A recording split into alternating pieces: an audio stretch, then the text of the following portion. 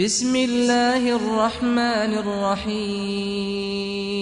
سورہ بقرہ کی آیت نمبر 185 میں خدا ارشاد فرماتا ہے، یہ وہ مہینہ ہے کہ جس میں قرآن کریم نازل کیا گیا۔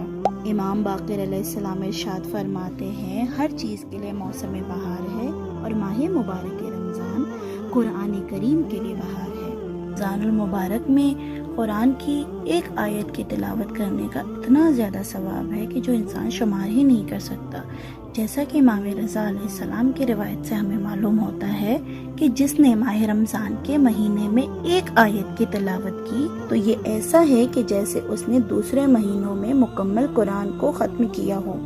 امام باقر علیہ السلام ماہ مبارک رمضان میں 10 قرآن کریم کو ختم کیا کرتے تھے، یعنی یہ کہ ہر 3 دن میں ایک قرآن کریم کو ختم فرماتے تھے۔